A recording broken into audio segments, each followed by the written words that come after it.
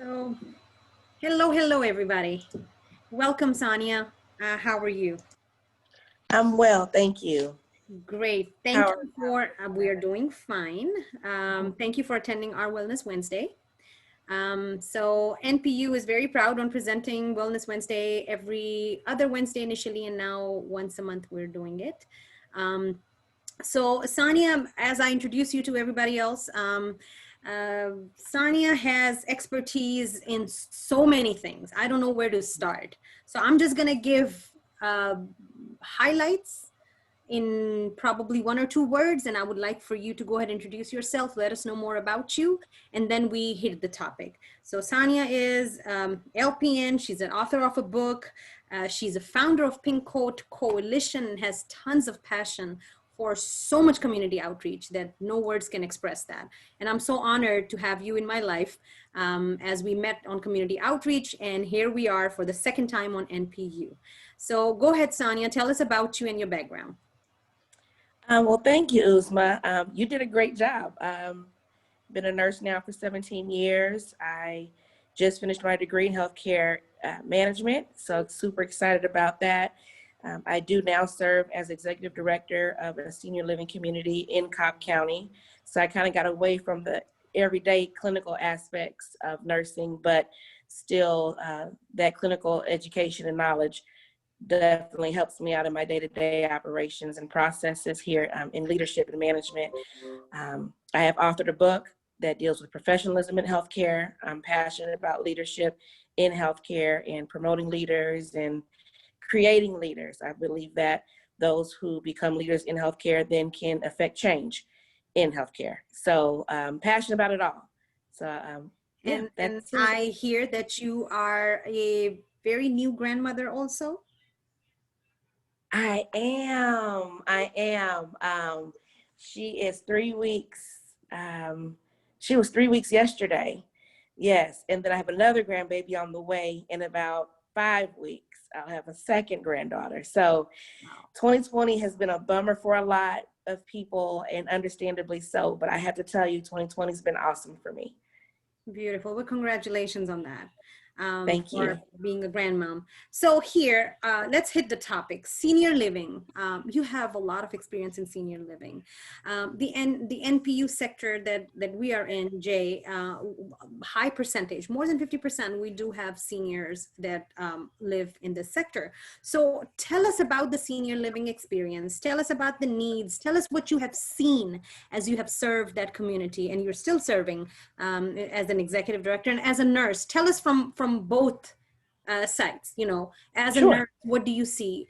What areas do you see that need more help when it comes to seniors and aging, their health overall, the requirements, the needs, the tips that you can give them? Because as I said, this is being streamed on our Facebook. A lot of people are watching, and, you know, repeatedly later on, you know, they will be hopping on and trying to get the answers and get the tips that you will give. And then later at the end, we will discuss about hospice care. Sure, absolutely. Well, thank you again for the platform.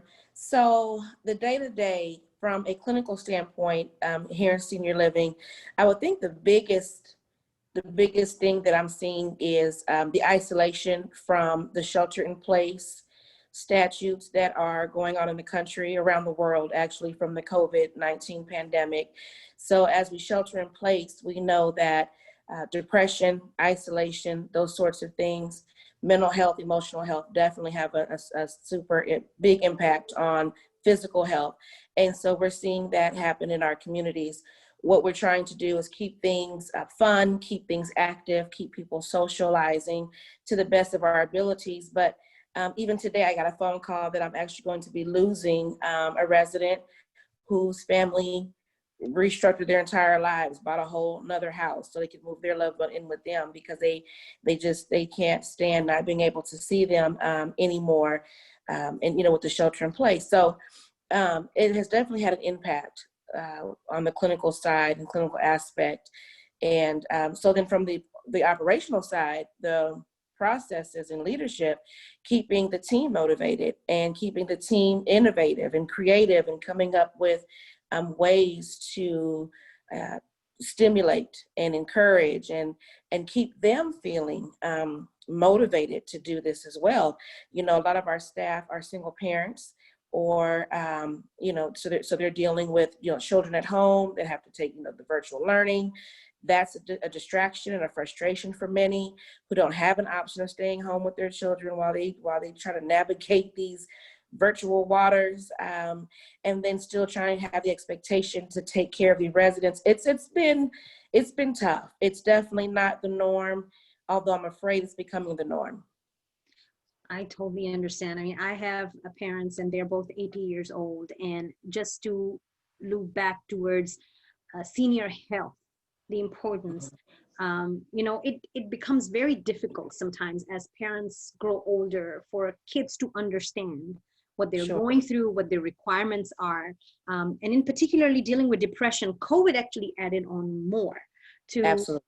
to the health of seniors and the challenges that they face already. So help us understand that as you have elderly parents, Mm-hmm. they're much older, they're going towards past 70, 75, 80, you know, give some tips to us as kids also, that how my parents as of now, I'm just giving an example, they're not in senior living, but yet, you know, we have to make sure that one of us is around, and to understand the depression levels, which they say after 50 you do start reevaluating your life, so you always have a little bit of Mm-hmm. touch of depression anyways, unless you keep yourself Mm-hmm. activated or stimulated in a certain way, get involved in certain activities. For those parents who are not, what do you suggest? How for the caregivers to be actively involved in keeping the burden of daily life as well? Yeah.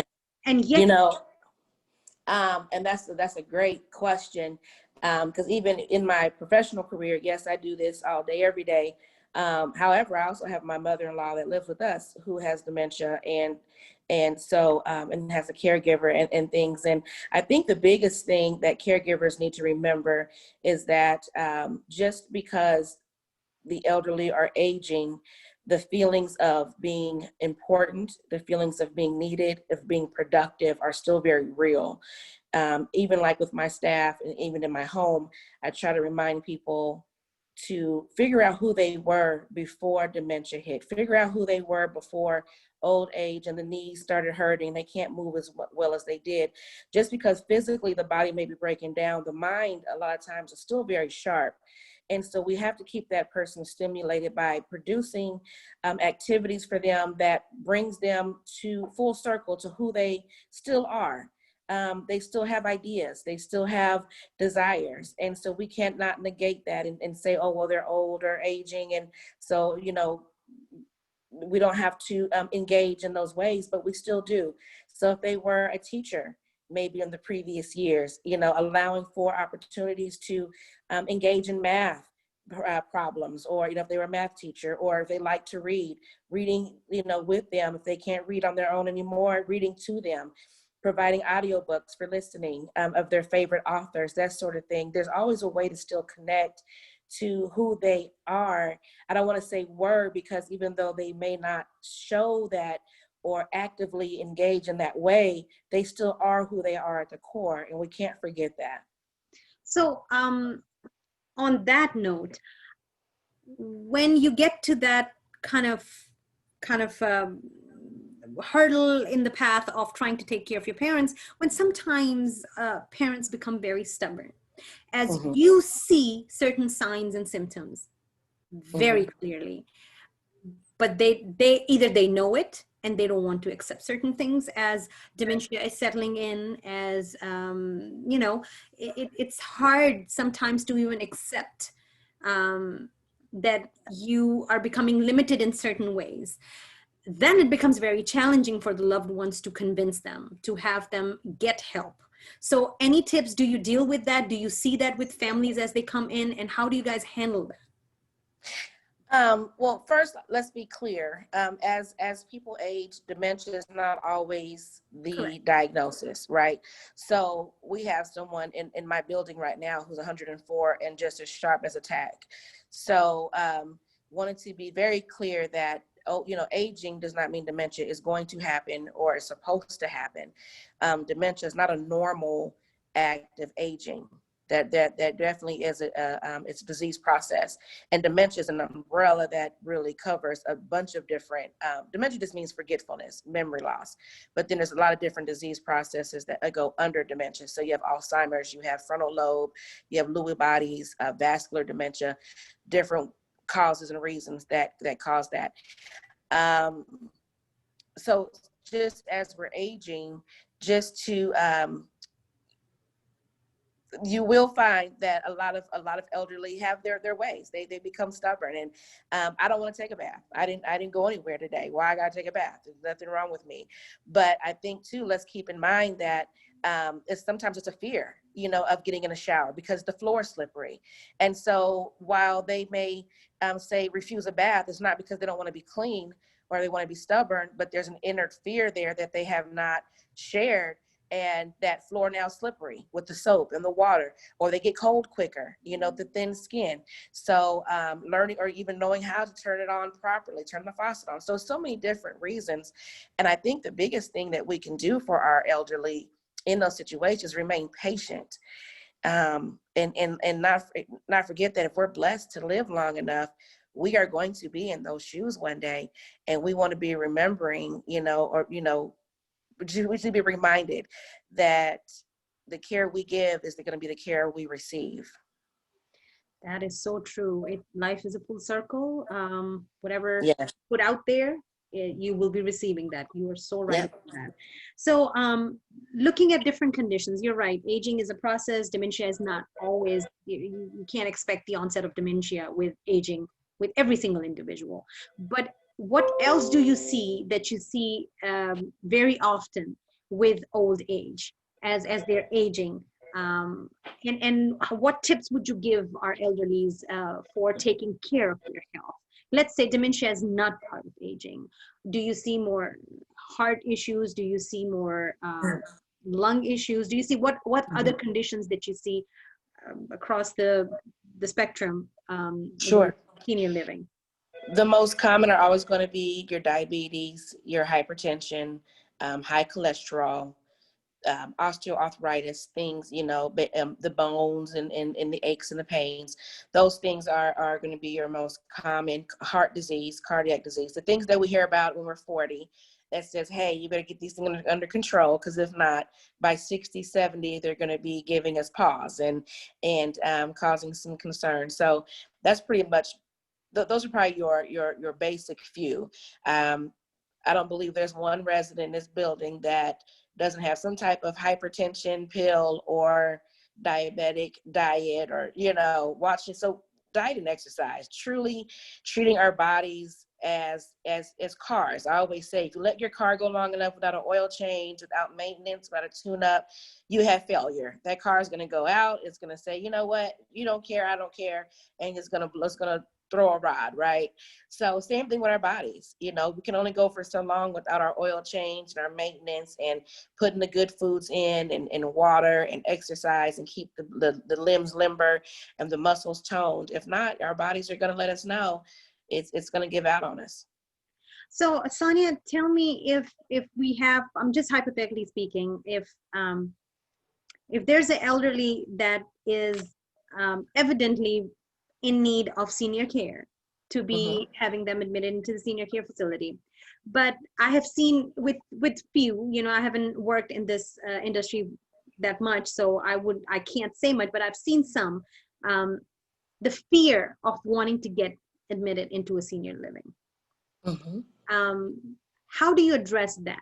What would you give our audience or our community as a tip to comfort them, to make them understand that looking at senior living is not the end of life? It's not the end of, or it's not the beginning of anything bad, wrong. How would you ease their mind into understanding that it's okay? That's a great question.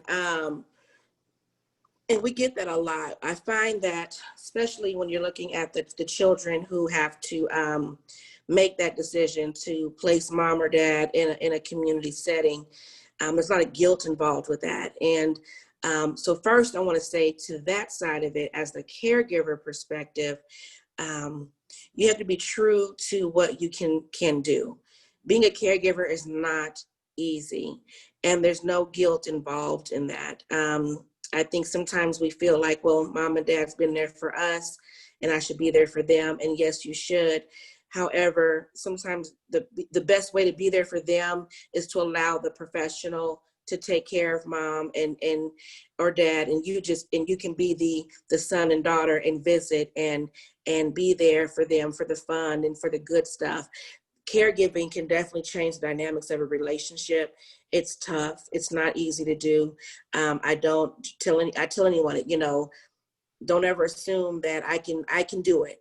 Mom and dad ages and they go through this process. I can do it.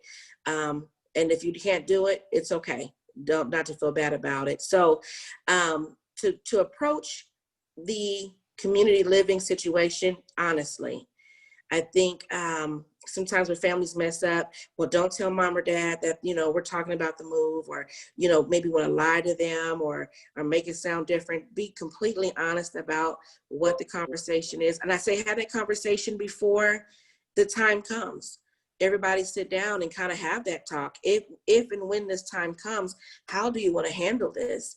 Are we going to do an assisted living? Are we going to do skilled nursing if that's what the need is? You have independent living communities, you have assisted living communities, and then you have skilled nursing facilities and rehabs, and they all have different levels of care based on what the needs are of the person. They all have different levels of payment. Some are private pay, some are Medicare. So yes. Sonja, right there, let me stop you right there. Explain us each of these categories so we get educated and understand what is the difference here. Sure. So what you have in the senior living industry, you have what's called independent living. Independent living is going to be where you are in your own private home. You don't necessarily have a nurse on site. You're able to take care of your own medications. You're within your thoughts and processes and things of that nature, but you don't want to have the obligation of managing a home anymore, cutting grass and doing all that. So it's more of a community situation where y'all live together, kind of like your 55 and over communities. These are your independent living. So it's a certain demographic of folks that are there, but you're still independent enough to come and go. You're driving, it's your own personal apartment. That sort of is the feel. Now, assisted living is just that. So I'm not independent anymore because maybe I need help with ambulation. Maybe I'm not able to walk as well. So now I have a walker, I have a wheelchair. Maybe I need medication management because my memory is just not the best anymore. Again, in those types of facilities, you may have a nurse to assist because they're there trying to give oversight and make sure that med techs who are passing meds are passing them appropriately and managing appropriately. Only first aid is provided in those settings. No real heavy medical cares are given. Supplemental care comes in, home health, if you need it, that sort of thing. But it's assisted. So, and most assisted livings have a memory care unit as well in the building. So those are the residents who their memory and cognition, they need a higher level of care in a more secured space. Maybe they're wandering at home. They are forgetting to where they live. And so that's kind of part of that assisted living situation as well. Then you have skilled nursing. Skilled nursing is your nursing homes and your rehabs where you have dedicated nurses, you have med techs on site, and it's skilled nursing going on. So feeding tubes and catheters and different things of that nature. When it's really a medical need, that's where you end up in a skilled nursing facility. I will tell you, independent and assisted living are typically private pay. Oh, I was going to ask, that was my next question. They do have what's called long-term care insurance. Long-term care insurance will pay for assisted living. John Hancock is a really popular one. I think MetLife may have one. But this is a plan that you want to buy into in your 40s. 30s and 40s. That's one that you think of long term. So, because if you try to buy into it at 60 or 70, when you're about needing the service, your premiums are going to be sky high, as you can understand. So when you're thinking, could I end up in an assisted living? That's something you make that decision 35, 40, 45, and start buying into that at that time. So when the time comes, you have that insurance set aside for you. Skilled nursing facility can be insurance paid, including Medicaid and Medicare. Uh-huh. All right. So previous to you describing these categories, we were talking about helping in reduction of the fear, the anxiety of either admitting your loved one to the facility, one of these, and how to help the anxiety of the person who's being admitted. So what techniques do you guys use, or do you see it being practiced or around on this platform to help out a senior transition and feel at ease to be admitted into one of these facilities? The best advice I can give, and I talk with my sales director about this because we have the difficult challenge at times of getting people to buy in, is being transparent and truthful. Yet again, I mentioned that a moment ago about the transition, letting them see, giving them an opportunity to come inside and to visit. Even in the COVID life that's going on, the COVID atmosphere and everything, we are allowing for in-house visits, tours, so people can see. We're doing our screenings. We're wearing the mask, social distancing, only maybe one family scheduled at a time. But we are allowing for people to come in and actually see. The best way that you can get somebody's fear under control is to show them what is and not make them second guess about it.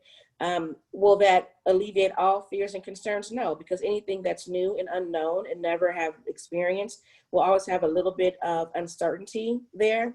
But I think, again, that if you start the conversation early, everybody knows where everybody stands on the topic, and then you allow for true visuals of what the expectations are and keep great communication between all involved, you can hinder some of those fears. So let's discuss the most difficult topic, hospice care. It has a lot of taboo to it. The minute you say hospice, people heart stops. You stop breathing, you start thinking, oh my God, why are you talking that? It is difficult on both sides, to my understanding, to have the family understand when the need is, and for having a patient understand too, because you have to be just as clear to the patient. So help us understand that care, because to what I know, and I could be wrong because you're the expert here, hospice is not, yes, it's a certain amount, the way it's described, it's 6 months or however so of your life left and whatnot, but there's so much that comes with it. There is so much more that comes with hospice. So help us understand hospice care. Help us on both sides, from the loved one side and the ones who you are putting on the hospice care, and when the need is. Sure. I love hospice. I love the topic of hospice. I have a huge background clinically and from a leadership perspective. So I've gotten to see the bedside, and then also behind the scenes quality assurance, making sure that being in compliance with the rules and what Medicare and CMS guidelines say you need to do and have to have done, right? So I believe in the philosophy of hospice. It does say in order to qualify for hospice, you have to have a diagnosis that if the illness takes its natural course with no treatment, 6 months or less, the person will pass. However, a lot of hospices now are offering some sort of therapy. Some therapies are allowed, some physical therapies, and maybe just be a few, not quite as extensive as home health. So there you do have that. But also what studies have shown is that hospice, if done properly and admitted in time, can truly extend the life of a person, because you're getting their pain and their issues under control, under better management, because you have a nurse coming more often, you have more oversight, you have a CNA, you have a whole team that every hospice provides a team, whether it's a chaplain for spiritual support, you have a social worker for resources and social support. You have a volunteer coordinator that's involved. So if you have want pet therapy or music therapy, a lot of hospices provide these other extra added features. So a hospice diagnosis does not mean you're going to die tomorrow. In fact, people sometimes graduate and not graduate just to the afterlife. Some folks graduate off of hospice altogether. They get better and no longer qualify for hospice. Wow. So have you seen people on this care for more than 6 months, or is that really the time frame that people stay Oh on? yeah, I've seen people on hospice for a year, 2 years. They have to be recertified, which means they have to have their labs and nurse notes re-looked over and determined if they're even still appropriate. Medicare and the CMS guidelines, they don't want people to keep staying on it. They're like, if they're not getting worse, if they're not declining, they're no longer appropriate. Get them off hospice. So yeah, there's definite people who do better and don't need it. I've seen that plenty of times. Oh, wow. So when a patient gets put on hospice based on the diagnosis, what I heard the team that you just mentioned gets involved, Mm-hmm. volunteer Mm-hmm. coordinator and CNAs and all of the above. So is there any equipment or anything that gets delivered either to those that are in now hospice? And explain us also that is hospice as a hospice care facility, or people go in hospice at home. How does these two things work? Or Sure. are both of them out there? So many hospices have their own inpatient unit, but a hospice is wherever the patient lives, whether it's at their home, whether it's in a facility, whether it's an inpatient unit. Hospice service can be provided anywhere.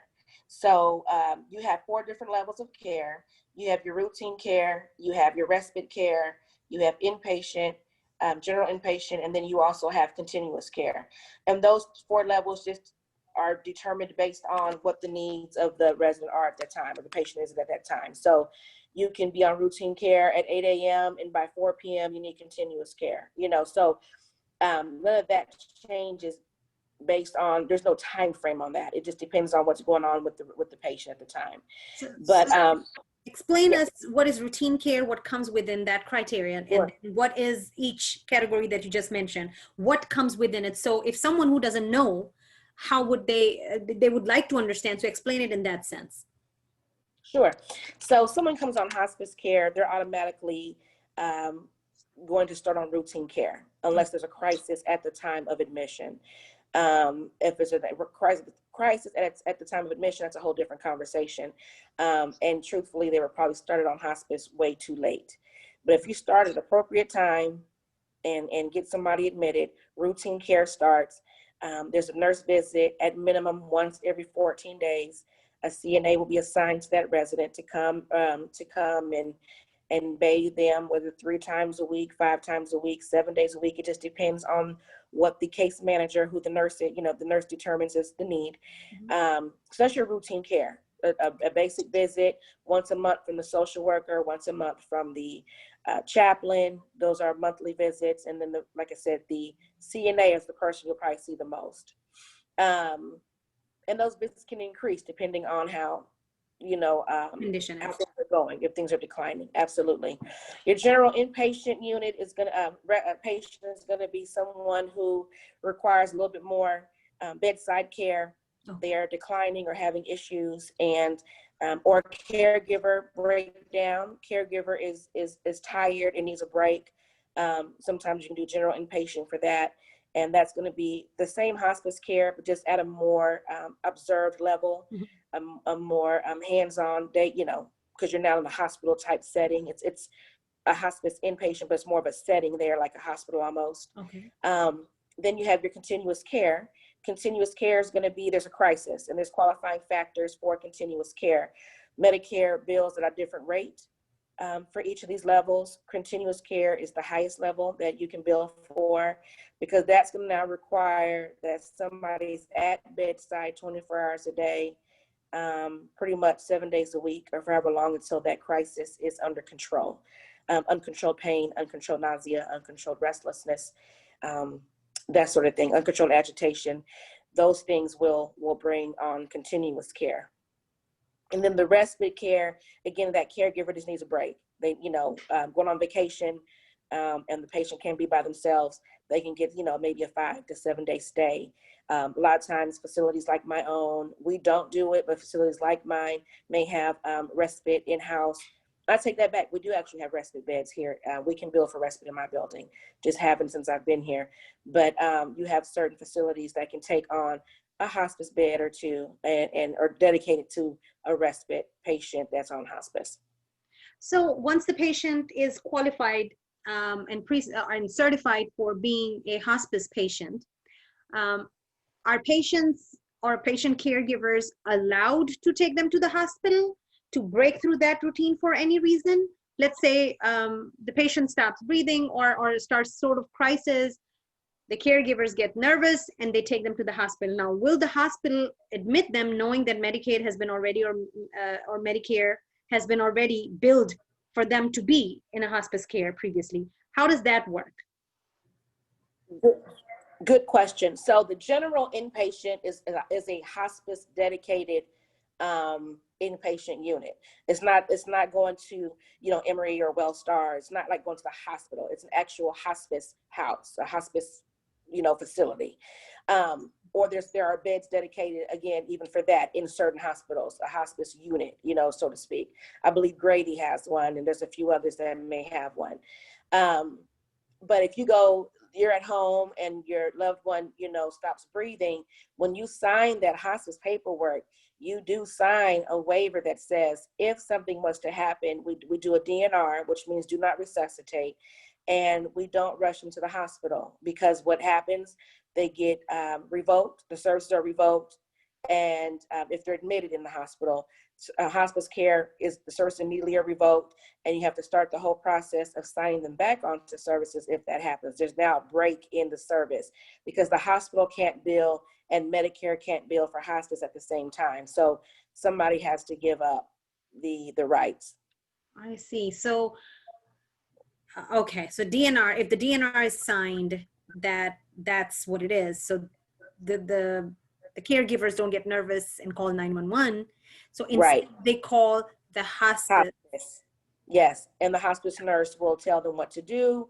Come over, see what the situation is, with the understanding that if they stop breathing, we are, not resuscitating. We're letting that person pass. That is the nature of hospice. Passing in peace and no pain, in the comfort of their own home with their loved ones around them. So it is the same implication when they are in a hospice facility. If they're not at home, but they're at the hospice facility, yes. and any such as the decline occurs, 911 yes. is called, but yet let them pass in peace. Nope. Okay. They're going to pass. Yes. See, these little things, it's so interesting that with the word hospice, so much come, and there's so many different levels and categories that you've just explained that people don't understand.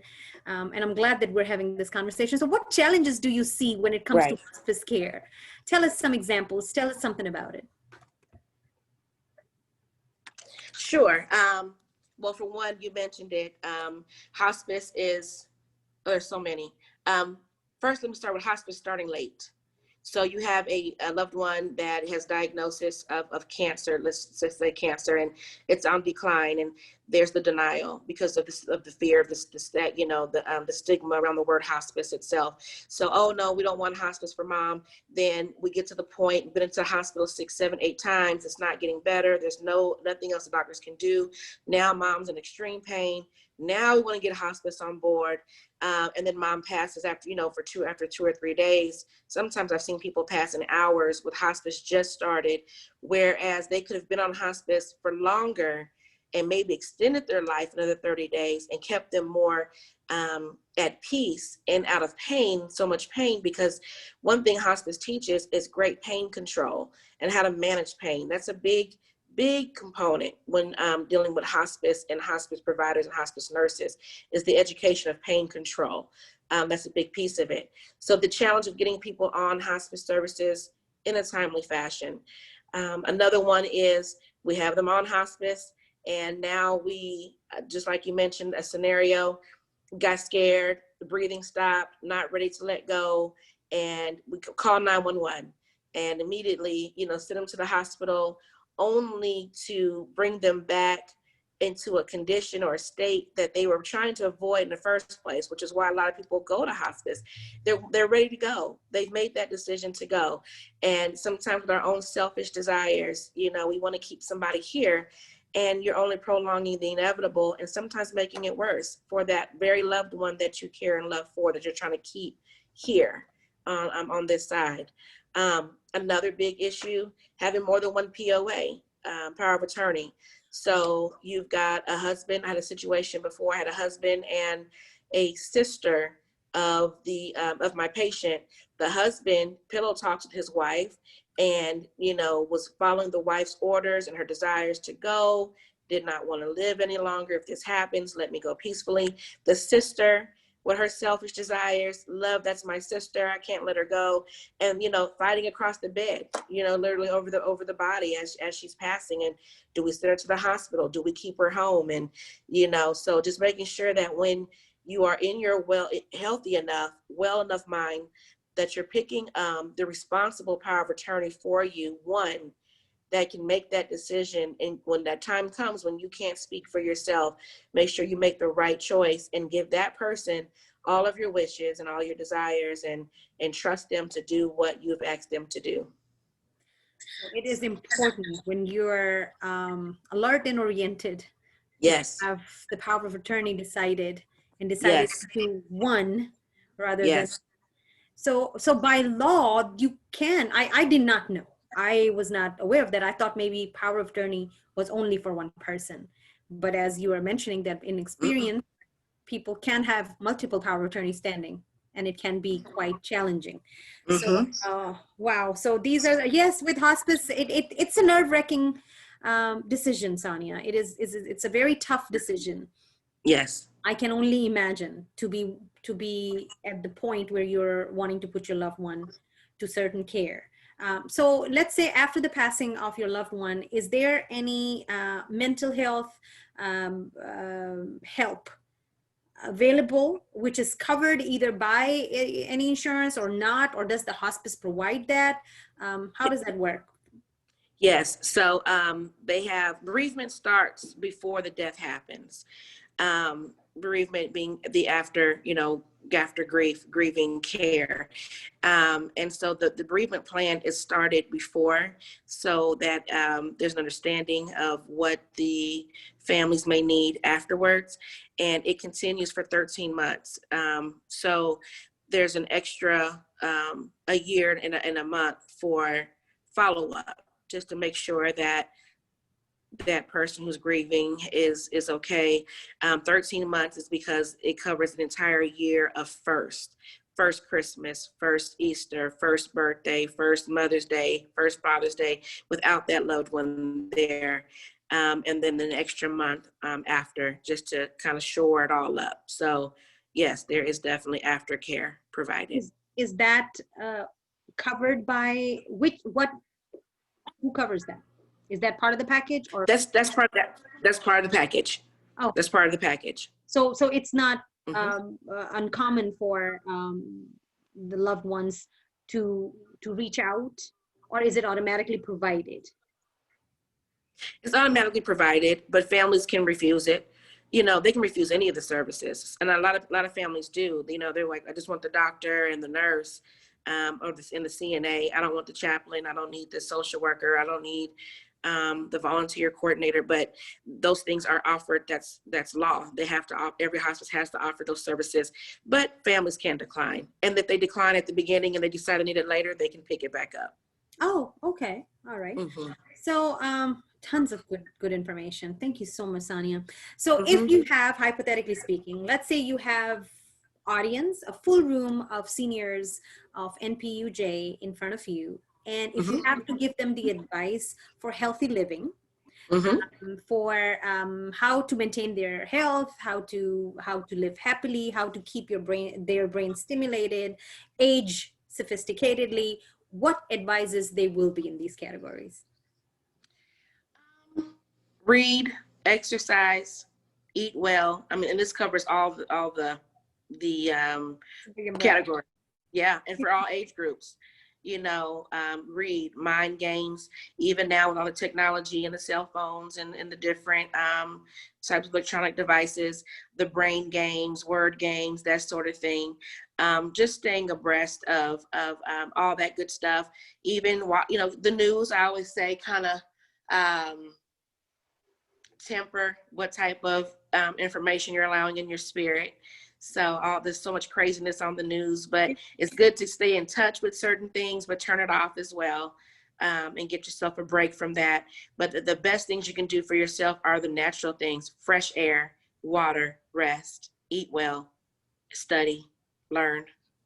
Yes, that's so true. Just the more earthy we stay, the healthier we are, and Hmm.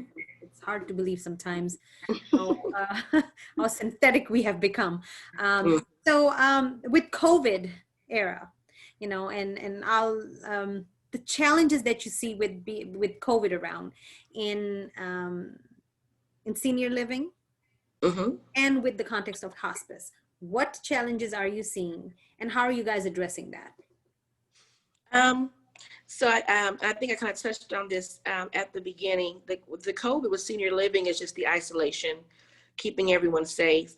Of course, we have allowed for move-ins. Most facilities, if not all, are still allowing for residents to move in, but with extraneous COVID testing. So like our policy in our building is within 72 hours of move-in, I had to have a negative COVID test done. The resulted done and resulted within 72 hours before they can move in. Then they remain in a quarantined situation for an additional period, about 5 days. On the 6th day, they have another COVID test done. When that results come back, as long as it's negative, then they are then kind of free to roam around the cabin and move around the cabin, as I say. And then with my new hires, all our new hires are COVID tested. I have them within 2 weeks of start date, have to have a negative COVID test. Want to ensure that the people that come in are COVID free. As we know, it's asymptomatic. We don't test every day, all day. So people can become COVID positive without us knowing because there's no symptoms. So we just still do our temperature checks and our wellness checks twice a day on every resident, making sure that they're not exhibiting any signs or symptoms. Although we're finding out too, even in the elderly, sometimes they still have no symptoms. So we're doing what we can, what CDC recommends, but all of it or none of it really makes sense anymore, as we're, the COVID thing is changing daily. With hospice, you do see COVID.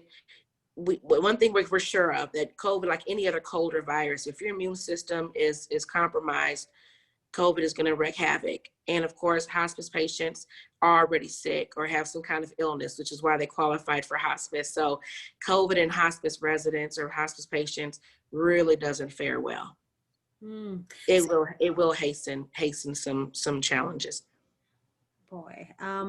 So your residents in senior living, are they allowed to go home, meet the families in this COVID time, or you guys don't permit that? No. We the most we'll do, we do what we call porch visits. Families can come and visit right out front with their mask on, and they call to schedule that so you don't have too many people on the front porch at one time. We only allow two people per visit with that one resident, so it's not a crowd of folks up there. And we have a beautiful courtyard. We're so blessed. Our building, our community is beautiful. So we have a beautiful courtyard. So we'll also do courtyard visits as well. Okay, so you guys are handling it well, to the We're best. handling it well. No COVID in my building. Yay! Yeah. All right, good. All right, guys. Any other questions? Sonja, you have been amazing, girl. Amazing. Thank you. Kiona, Yeah, Ben. this is Ben. I have a question. Sure. How do you see the aging population being a strain on resources with nurses? Because I know my mother-in-law lives with my wife and I, and we do at-home dialysis. She started dialysis a couple of years ago, and that was something we noticed. We were kind of, I guess, the very first phase where they were trying to push at-home dialysis out. So my wife and I went through this training at the clinic for 6 months, learned to do it, and they gave us all the equipment to do it at home. But the nurse explained to us they're really pushing this because they're not going to have enough nurses to do dialysis. They're not going to have enough clinics. They're not going to have enough, facilities. So they're trying to basically enable family members to be nurses in this. Do you see similar resource issues, with hospice care and things like that? Sure. And that's a fair question. I think that I have seen some shortages. I'm always being recruited for a nursing position somewhere to go. With COVID being what it is, not only do you have nurses that are afraid, that have said, listen, I signed up to be a nurse, but not on this level. And so they have opted to go home or kind of retire early, so to speak. And then you have some nurses that have actually gotten sick with COVID and have to go home for that reason. So I think there is a myriad of ways of looking at that.